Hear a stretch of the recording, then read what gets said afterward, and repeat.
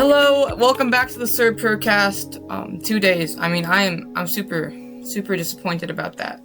And that comes down to me. In case you don't know what I'm referring to, I missed 2 days on the daily upload schedule. And that comes down to me. I gotta be better. Simply thinking, I just didn't prioritize it in terms of doing other stuff, and to be honest, there's no excuse for that. The other stuff I was doing was not as important, or it was just as important, and there's no reason to do that. And I gotta be better, and I will be better. I'm making that promise, and I promise. So I just want to sincerely apologize. I gotta be better about that. I'm committed to being better, and I'm locked in. We're starting a new legacy of the Sir Purrcast. And I'm super excited. One thing I have been doing is I have been putting together a Jeopardy style, but not not in terms of Jeopardy rules. Like, you don't have to say what is blank, Jeopardy style Panthers trivia for tomorrow's episode, with hopefully 4 people, but I'm not sure how many are actually, but I know at least 2, but hopefully I can get 4 people to play Panthers trivia Jeopardy. It'll be super excited. I'm super excited, and I've been putting a lot of effort into the questions, so hopefully I'm gonna be able to record my screen for that. So hopefully I can figure out how to do that, so you guys don't have to, you won't see the Sir Purr face, which I know, sad, but still, I'm super excited. Definitely the episode I'm most excited for ever since. There's a couple things I want to talk about. I still have been going on Panthers.com, so first thing I want to talk about is the UI has changed for Panthers.com. Oh my goodness. I'm a big fan. I think most NFL teams and sports team sites already have this UI, but I think the Panthers do it better for a couple reasons. Number one, I think it just looks super clean. First off, the banner, that's super cool. And it's great, so I can take stuff from my site and all that stuff. Oh gosh, a video just started playing. It was muted, but I don't know if that picked up on the audio. If it did, I'm sorry. But if there's music in the background, I don't know why there would be, but I'm hearing music coming from my computer. I have no idea, but honestly, it's just gonna be background music. It's not actual music, so it'll probably be nice actually. So maybe, if you guys can hear that, I think it's probably Minecraft music. But honestly, I think it'll be a good vibe. But anyways, the UI, I think it's really nice. I can watch their Instagram videos, which obviously I don't go on Instagram, but I don't even have Instagram, but I can watch their Instagram videos now, so that's great. And, it still provides that same style of just articles if you just click on news, but the homepage is very different. But I like that you can still do that. I think it's super nice. I'm a big, I think it's super positive. So that's great.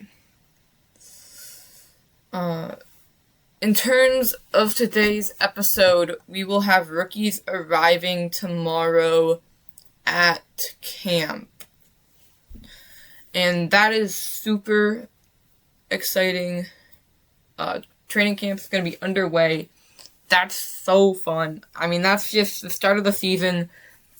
I genuinely can't wait. It's going to be great. I think there are a lot of reason to be excited for this rookie class in particular. A couple guys I want to go over. Chris Brazzell. I already have done a video on rookies. Also, the music just stopped. I have no idea, because my Minecraft tab was completely closed, but it was still going for some reason. I don't know. That was weird, though. Anyways, rookies. I already done a video on rookies. Might have been my first or second episode ever. but we've come a long way. That is for sure. So, but I'm going to go over a couple. First and foremost, in my opinion, is Monroe Freeling. Obviously, he's the first round pick, so obviously that's part of the reason why he's first and foremost. But another one is because there's such a big question mark in the left tackle spot. And I know he played a lot of right tackle in college, but I think he could see a lot of playing time at left tackle just because Taylor Moton is really holding down the fort on the right side. And I think there is a lot of things that are up in the air with the left tackle position. We don't have Ekwonu. Rasheed Walker looks like he's going to start week 1 so far, and I'm for that. I think it's going to be great. Monroe can just sit there, take really good mental reps, adjust to the NFL, and when he's ready to start, he'll be ready to go. He'll have already learned everything he needs to learn. He can, continue to learn the offense, continue, build that relationship with Bryce and everyone else in the offensive line, and I think that's going to be a big impact. And I think Rasheed is going to get the job done. I think he's going to hold it down. Obviously, I think Freeland could definitely see some playing time for sure. And I think that in preseason and training camp, I think it's going to be really, really impactful to see where that position holds for the rest of the season. So that's a thing to look out for with Monroe, for sure. He is a super promising rookie. I think he is going to be really, really good in pass protection, and we do not have too much strength in the past couple of years at the pass protection area, and I think he's going to provide that for sure. The other one I want to talk about, Lee Hunter. He was our second round pick. He was drafted out of Texas Tech. Texas Tech, what's their mascot? Red Raiders. Right. He just seems like he's going to make an immediate impact like Nick Scorton did. I mean, there is a lot of similarities just from what I can see in TV. Obviously, I have no idea what they're like in real life. But from what I can see on interviews and TVs, their personalities, they're similar. They just want the best for the team. They're a really good influence on other teammates, or what I can tell. And I think they're going to be really, really big leaders in these next couple of years. And on the D-line, I think they're going to, really work well together. They have DB. Now they have Jalen Phillips. That D-line is coming together. Ashawn, Wharton, Lee Hunter's eventually going to fill the role. So you have two edge rushers. Obviously, they're outside linebackers in this defense, but Nick Scorton and Phillips on the outside, and Brown and Hunter on the inside, on the interior. That's going to cause chaos for the defense, and I think the chemistry that this group is going to have, they're all going to make each other better, and they're all going to take steps forward this year. And I think that's going to be super, super exciting for the pass rush. That was, I don't even want to sugarcoat it. I would say dreadful. I don't think it's going to be the same story this year. Let's just put it that way. And I think Hunter is going to be a big reason. And obviously, he's not a starter week 1. Obviously, he's on the second team. I think he absolutely could work his way up to being one. Keep that in mind.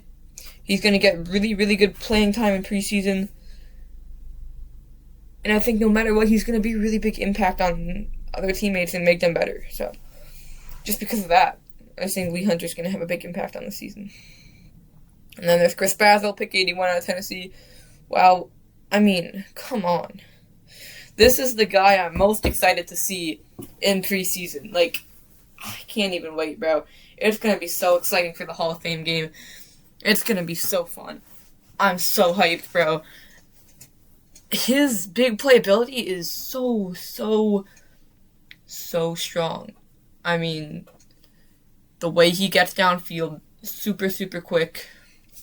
His balance after the catch, staying on his feet, and then getting in the end zone, that's for real. And then, obviously, it's just another weapon, another tool in the toolbox for Bryce Young. And I'm excited to see their chemistry. We've already seen some clips on it on Panthers.com from what I can access. It's going to be a really, really fun time, I think, this season on the offensive side, especially in the passing game. He is another 6'4", skyscraper at receiver. Coker 6'3", Leggett 6'1". You got Brathel 6'4", McMillan 6'4", 6'5". And that is not something, if you're a team with small cornerbacks, I think the Panthers' wide receiving room is going to have a field day. I can think of a couple teams with small cornerbacks. The Rams are one of them. If you don't have large cornerbacks or just cornerbacks with speed and just pure athleticism, you can have some disciplined, really good technique corners, but the Panthers, this receiving core, just the sheer athleticism that it has. Jimmy Horn with the speed, Leggett with the speed, Brazel with the speed, everyone with the speed, really. And then the size, I mean, you need really, really strong physical straights across all your corners because, we have 3 just monsters on the field. So you need 4 corners that are kitted out to deal with, larger receivers, and I don't think any team has that. We have a very unique opportunity with this receiving room that we can really attack downfield. And honestly, every single play, teams are going to have to respect the deep ball with McMillan and Brazel and Leggett and Coker because they can beat you over the top, and with that route running, they can go underneath and get the medium and small gains just as well. Brazel in an interview, he praised. He said, "There's not one thing I'm really good at in terms of route running." He doesn't see himself as just a deep threat, and I think that he's going to show that this season for sure. I'm just so excited for his preseason because I just want to see what he can do. I want to see the impact he has in this offense. So that's going to be super, super hype. And then the last rookie I want to touch up upon is Will Lee. Obviously, I know there's Wheatley. I know there's Hecht. I know there's... I can't pronounce his name. The linebacker out of Miami, Ohio, I think. Miami, Ohio. Yeah, I never understood that college. Anyways, I'm getting off topic. Is Will Lee, just the last one, the top 4 picks. I feel like those are the ones that are expected to make the biggest impact, but I have hope for everyone, obviously. I think, again, there's so much to talk about the whole nickel cornerback option with JC going to nickel and Will being a week 1 starter, and obviously I've weighed in on that already, so I'm not going to say that again because I've already said it. I want to say something new, and that is, if Will Lee is a week 1 starter, I think this defense could either unlock to be a whole new level or take a lot of steps backwards in the secondary. Because, my vision is, if it ain't broke, don't fix it, right? And our secondary was the opposite of broke last year. 2 cornerbacks with 5 interceptions. Now we're adding Devin Lord, who also had 5 interceptions. And then adding a rookie who has no NFL experience to that. It could obviously, pan out very, very well. And Will Lee could be an amazing player. And I'm not saying he won't be. But as we've learned, with Bryce Young and with just in generally around the NFL, rookies can take some time to come out of their shell and develop into the player they have the potential and very well are going to be. And I think Will Lee is going to be a top cornerback in this league. I think Will Lee is going to be one of the best cornerbacks in the NFL. I think the Panthers are going to use him very well, and I think he's going to become a cornerstone piece on this defense. I just don't know that year 1 is the right time. I think he, in terms of talent, is the 3rd best corner on this league. I think year 2, he's going to be on this team, by the way.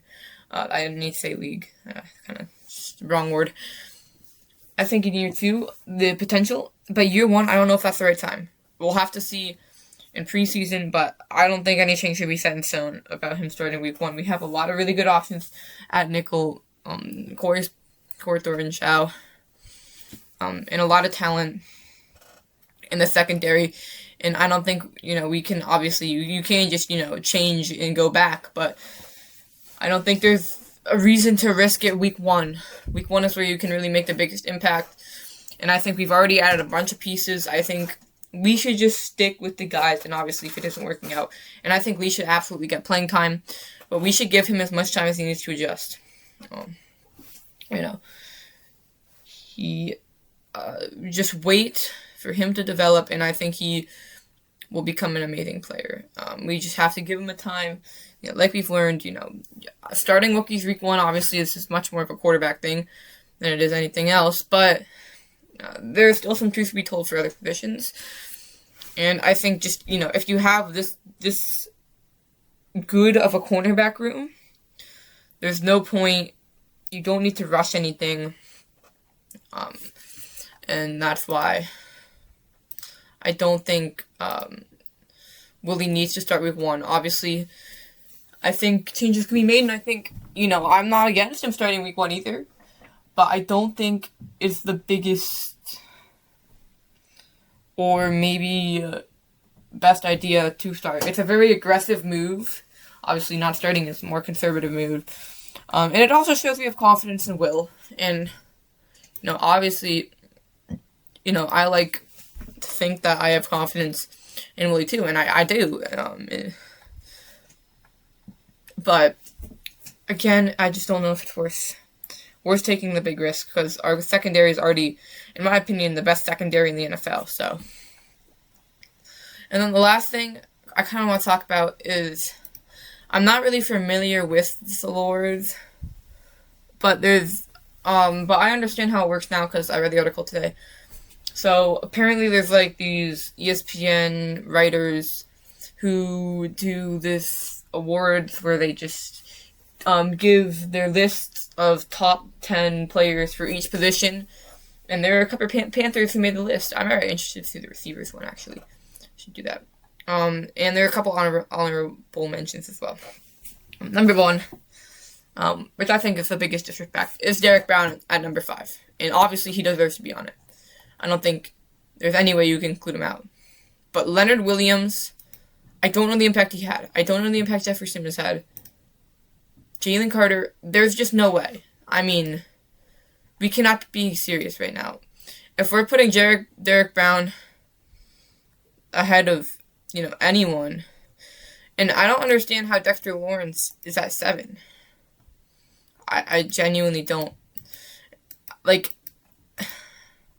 I think Derek Brown needs to be ahead of every single one of these players on the list, and that's controversial. I mean, I could understand Jeffrey and Leonard.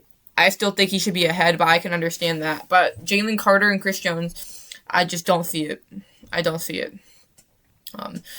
Horn at number 8, I don't see this one either. Pat Surtain number 1, respect. Derek Stingley number 2, respect. Gonzo number 3, respect. Devin Witherspoon? No, come on.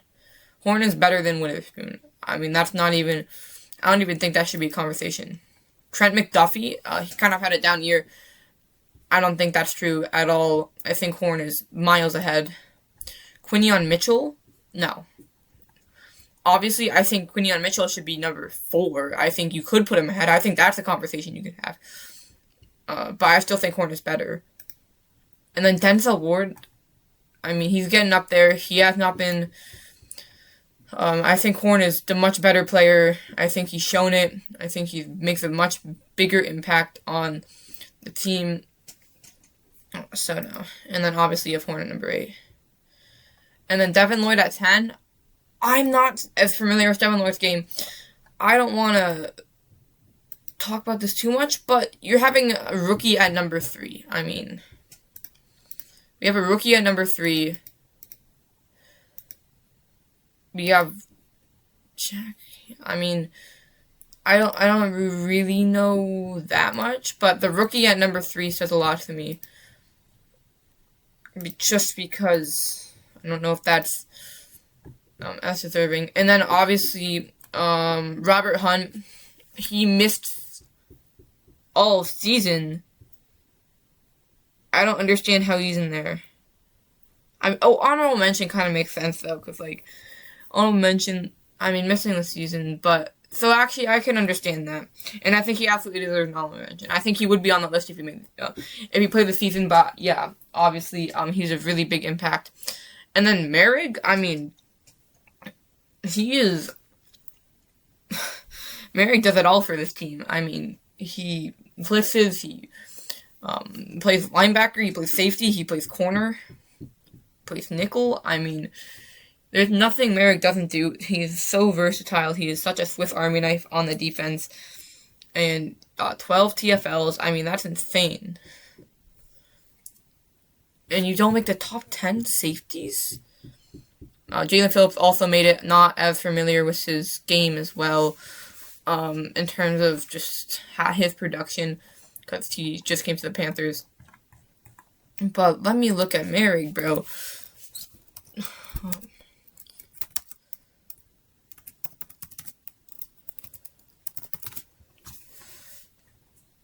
This is like ESPN. Yep, here we go. I mean, who the head? Kyle Hamilton, number 1. That's understandable. Brian Branch, like, I feel like there is no way that we can put Brian Branch above Merrick. Like, come on. McKinney, I don't know.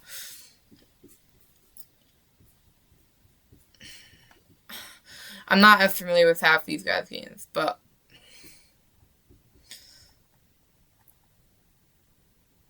I know we cannot be putting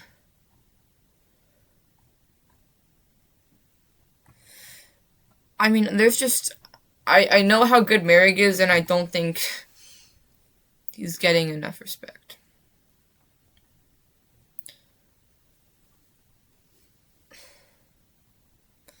And I'm just trying to look at the stats. Bro, this is not what I want.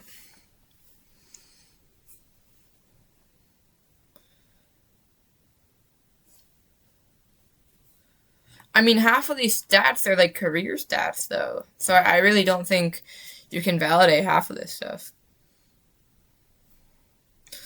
And, you know, we're also putting Brian Branch at number 2 because of the amount of PDFs he has when Mike Jackson isn't on the list and he had way more.